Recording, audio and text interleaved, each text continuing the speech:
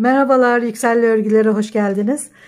Son yıllarda bayağı beğenilen bir model çalışacağız şimdi. İster yelek, ister hırka, isterseniz manto bile örebilirsiniz bu şekilde. Sadece kafes bir örgü ve üzerine istediğiniz renkte iplerle püsküller yapıyoruz. Püsküllü ya da kürk yelek, kürk manto filan diye de isimleri var. Artık hangisini kullanırsanız püsküllü ya da kürk bir yelek çalışacağız. Bu 34 beden 16 yaşlarında bir kız çocuğumuz için ördüm ben bunu. Kendi bedenine göre ördüm. Siz de kendi beden ölçünüze göre öreceksiniz. Şöyle göğüs çevrenizi tam ölçün. Yani bu biraz bol yapayım derseniz şuradaki taktığımız ipler hem elinizi fazla oyalayacak, daha fazla ip takacaksınız. Hem de eğer biraz ağır ip kullanırsanız daha ağır olur. Ördüğünüz her neyse. Yani manto da çok ağır olur, yelekte, hırkada. Ben çok hafif ip kullandım. Bundan manto bile yapsanız, örseniz hiçbir ağırlığı olmayacak. Çok hafif ipler kullandım. Siz de mümkün olduğu kadar hafif ipler kullanın. Çünkü bu püsküller bir ağırlık kazandıracak. Ne kadar büyük örerseniz örgüyü o kadar ağır olacak. O yüzden mümkün olduğu kadar hafif iplere gidin. Hem yaz için hem kış için yapabilirsiniz. Pamuk iplerle de çok güzel baharda kullanabileceğiniz, yaz aylarında akşamları kullanabileceğiniz güzel kıyafetler oluyor. Ben şöyle 4 sırada bir taktım püskülleri. Siz arayı biraz daha açabilirsiniz ya da biraz daha kısa püskül takabilirsiniz. Yaz ya da bahar ayları için olandan bahsediyorum. Daha içeriye hava girebilecek şekilde çalışırsınız. Akşam soğuk akşamlarda ya da ilkbahar sonbahar akşamlarında çok rahat kullanabileceğiniz güzel bir yelek ya da hırka ya da kışın kullanabileceğiniz güzel bir manto sahibi olabilirsiniz. Mantoda biraz uğraşırsınız ama ortaya gerçekten emeğinize değecek kadar güzel bir giysi çıkacak. Örgü bittikten sonra üzerinizde güzel durması için, formunda durması için mutlaka tam ölçümüze göre örüyoruz. Göğüs çevresini ölçüyoruz. O kadar ilmek sayısıyla, zincir sayısıyla başlıyoruz. Tam bedeninize uyacak şekilde. Yani biraz dökümlü öreyim, biraz dökümlü dursun demeyeceğiniz bir model bu. Tam bedeniniz kadar örüyoruz. Bu, tekrar söylüyorum, bu 34 beden. Siz istediğiniz kadar kendi bedeninize göre zincir çekeceksiniz. Kafes sayısını kendi ölçünüze göre yapacaksınız ve o şekilde devam edeceksiniz. Gayet kolay. Yeni başlayanlar için de çok kolay ama çok gösterişli bir örgü olacak. Bu ipleri uzun süre önce gene Eminönü Kürkçühan'da İshak Bey'den almıştım. Çok güzel ip kombinleri yapıyor. Gerçekten yüksek bir zevki var bu konuda. Ama siz isterseniz istediğiniz renkli ipleri bir araya getirtebiliyorsunuz. Hemen orada sarıyor kendisi. Ve birbirine kombin yapacağınız çok alternatifiniz var. O dükkanda. Belki internetten satış yapılabiliyordur. Bir bakarsınız. Ama mutlaka bu iplerden alın diye demiyorum. Bu bir reklamla değil zaten. Sadece ipleri nereden aldığımı söylüyorum. Çünkü bu çok sık soruluyor. Herhangi ipleri de kullanabilirsiniz. Buradaki renk de zaten şuradaki içinde bulunan rengin biraz daha kalını. Şu iple buradaki kafes örgüyü örüyoruz. Bununla da üstündeki püskülleri. 128-130 zincir kadar başladım. 64 kafes ördüm. Şimdi hemen başlayalım. 4 milim tığ kullanıyorum. Bazen odaklanma olmuyor.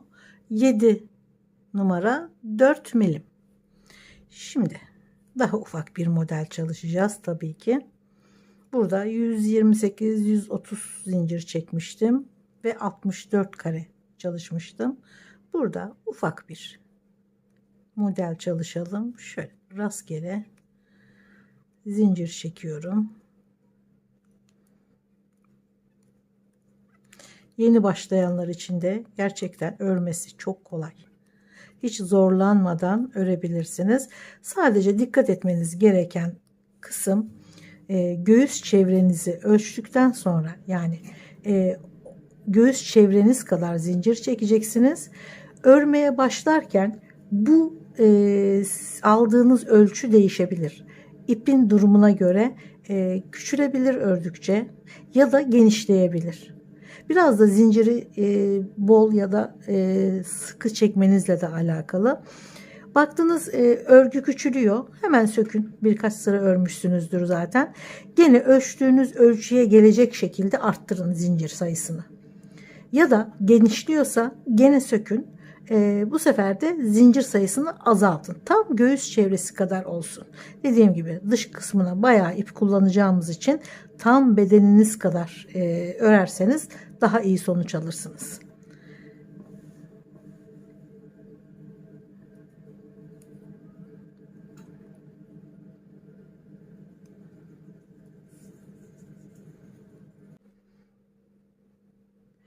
Yeterli zinciri çektikten sonra 1, 2, 3, 4 tane zincir atlayıp 5. zincire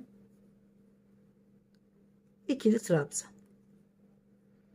Araya bir zincir. Burada da bir zincir atlıyoruz yanındakine. Hem buradan bir tane zincir bırakıyoruz. Araya bir zincir atlıyoruz diğerine.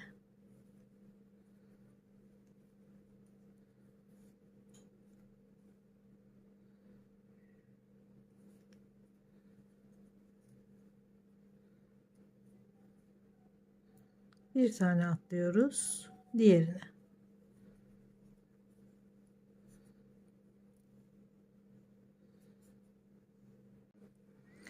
...32 kutucuk ördükten sonra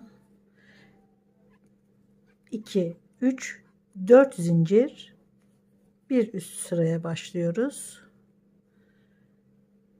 Alttaki trabzanların üzerine batarak devam ediyoruz. Gene araya bir zincir.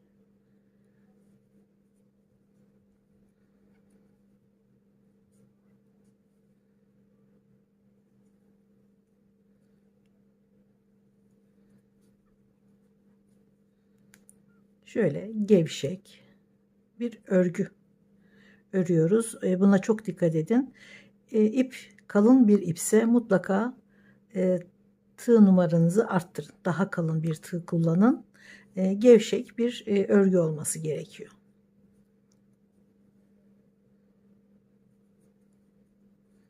Gerçi çoğu giysi de gene gevşek örmemiz, bol örmemiz gerekiyor.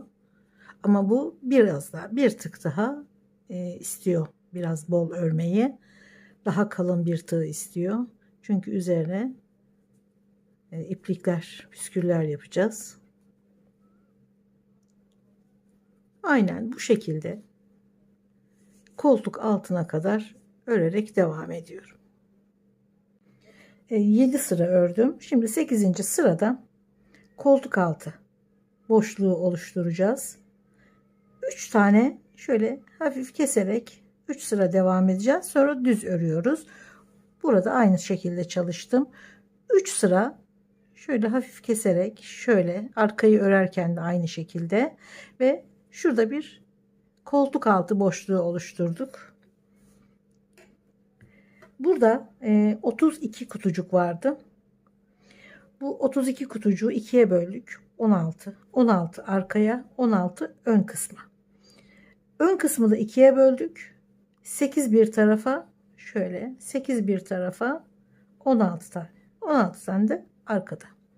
Yani 2 ön ve bir arkayı aynı anda örerek devam ettik koltuk altına kadar. Burada böyle küçük kesmelerle koltuk altı oluşturacağız. Aynı kesmeleri Arkayı örerken de aynı şekilde öreceğiz. Burada 7 tane ördüm. 8.'yi örerken şu son ilmeği şöyle baştan örerim hatta. Bir zincir çektim. 7. kutucukta 1 2 3 4 5 6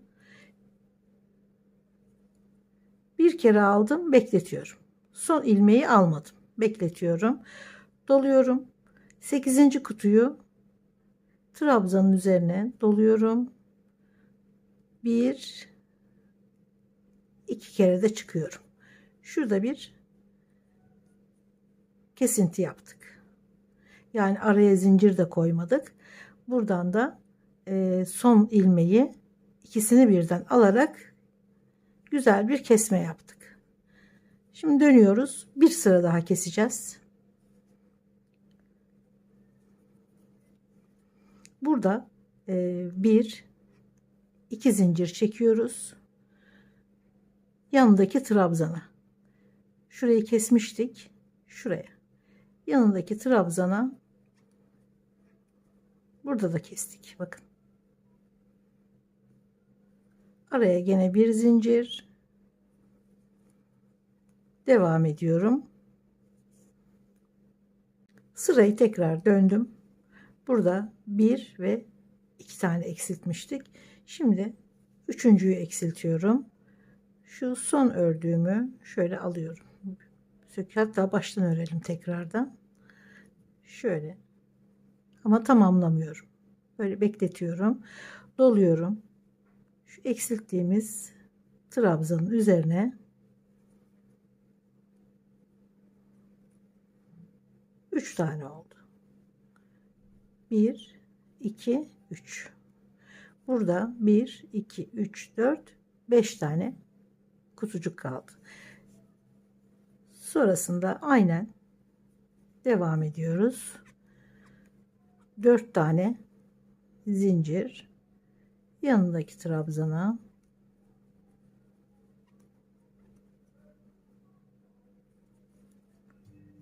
bundan sonra 5 kutucuk olarak devam ediyorum. Tabi bu sayılar burada farklı.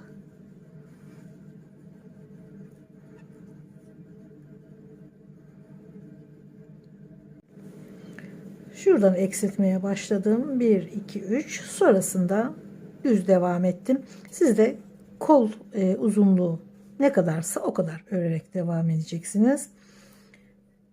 Şurasıydı. 1 2 3 4 5 6 7 8. Şuradan dönmüştüm. Aynı ilmekten başlıyorum. Arkayı örerken de şöyle bir ilmek sıkılaştırıyorum. Şurada eksilttiğim noktada tekrar ipi bağladım. Burada da eksilterek devam ediyoruz. Aynen karşılığında olduğu gibi. 2 zincir yanındaki trabzana batıyorum. Bir trabzan. Bakın burada da bir tane eksilttik. Burada da bir kare eksilttik. Yani başladığım trabzanın yanındaki kareyi başlarken eksiltmiştik. Şimdi de buradaki kareyi başlarken eksilttim. Devam ediyorum. Arkayı örüyorum şu anda.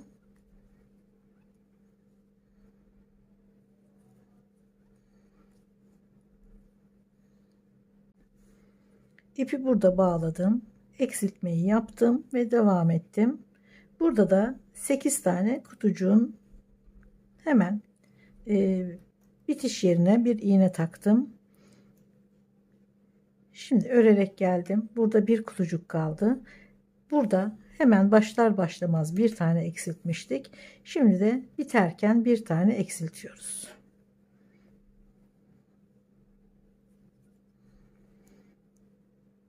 Şöyle bir tane söküyorum son ilmeği. Tekrar doluyorum. İğnenin olduğu trabzanın üzerine iki kere de çıkıyorum. Şuradaki kutucuğu da eksiltmiş oldum. Şimdi gene eksiltme yapıyoruz. 2 zincir,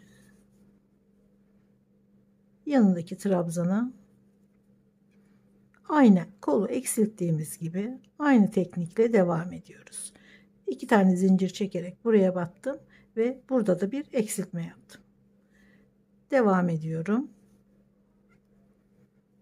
Gene bir zincir, bir trabzan sıra sonuna kadar.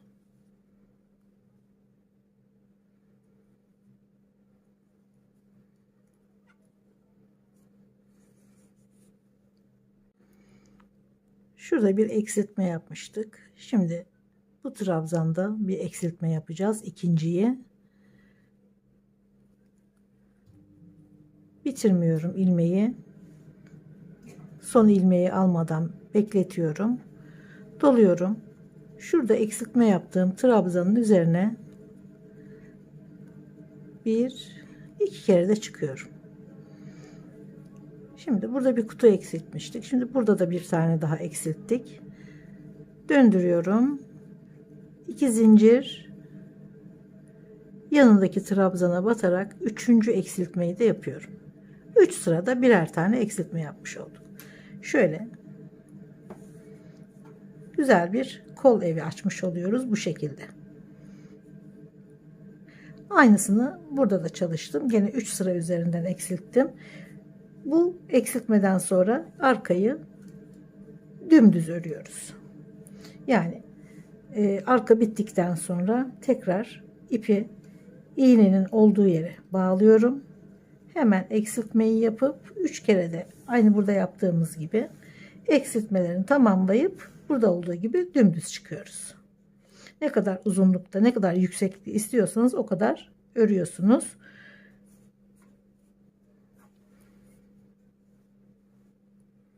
Bakın aynı çalışma. 1, 2, 3 tane eksiltme, sonra dümdüz ördüm. Burada daha önce de söylemiştim. 64 kutucukla başladım. Ondan sonra bunu ikiye böldüm.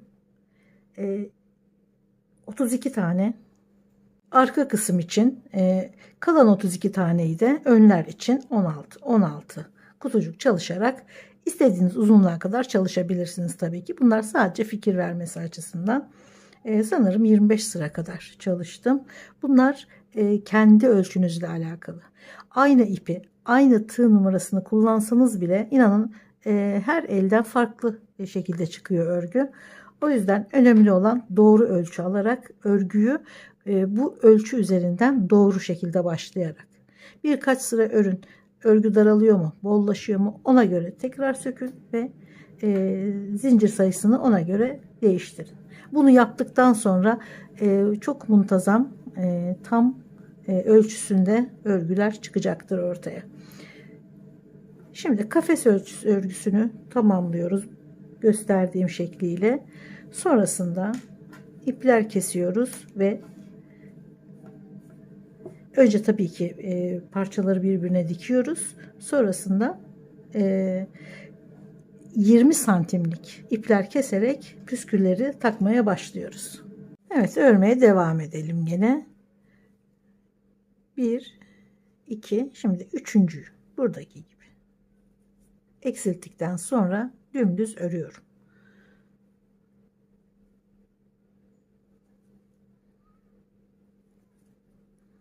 Bir kere alıyorum, bekletiyorum, doluyorum. Şurada bir eksilttik, sonra burada bir eksilttik. Hemen son eksilttiğim trabzanın üzerine batıyorum. Üçüncüyü de eksilttim. 1, 2 ve 3. Şimdi kalan ilmek kutucukları örerek devam ediyorum.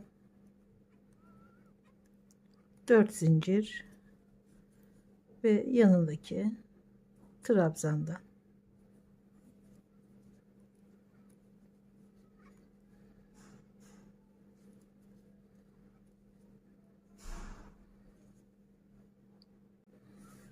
Bu tarafı da aynı burada ördüğümüz gibi örüp tamamlıyoruz. Dikmeden önce ben önce püskülleri taktım. Sonra diktim. Hemen şu üstteki kafeslerin zincirine, buralara, her birine püskül taktım. Burayı çalışırken de, arkayı çalışırken de gene aynı şekilde şuralara püskülleri taktım. Püsküller bittikten sonra şöyle birleştirdim. Bu daha kolay oldu. Şuradaki püskülleri bitirdikten sonra 1, 2, 3, 4 kafes hemen bitimine bir sıra daha şuralara püskülleri taktım. Sonra 1, 2, 3, 4 hemen buraya püskül taktım. Siz tabi daha seyrek de yapabilirsiniz. Yani arayı daha da açabilirsiniz. Ya da daha uzun püskül takarak hem arayı uzatabilirsiniz hem püskülün duruşunu daha farklılaştırabilirsiniz. Bu püskülün uzunluğu 20 santim. Şöyle burada 2 tane var. İkisini bir araya getiriyorum. Uçlarını birleştiriyorum. Bu şekilde şöyle şuradan da alıyorum.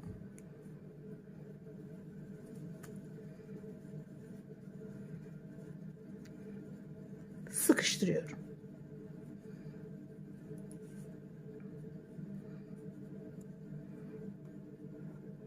Şöyle 2 tane. Siz isterseniz 3 tane de yapabilirsiniz.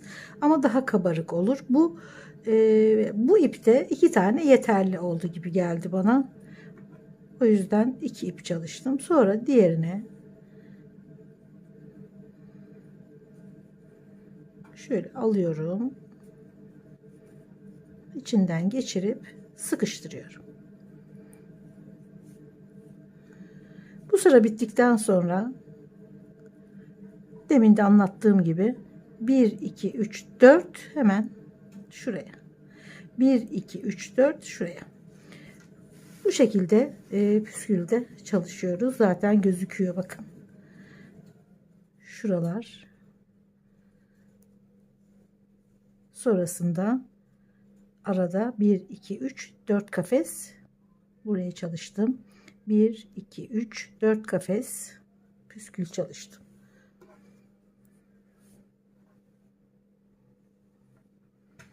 Umarım anlaşılmıştır. Çok kolay. Gerçekten yeni başlayanlar bile hiç zorlanmadan örebilirler. Ve kıpır kıpır, çok iddialı, güzel bir model. Umarım beğenmişsinizdir. Videolarımı beğeniyorsanız, bundan sonrakileri de izlemek isterseniz beğenmeyi ve abone olmayı lütfen unutmayın. Görüşmek üzere, sağlıkla kalın.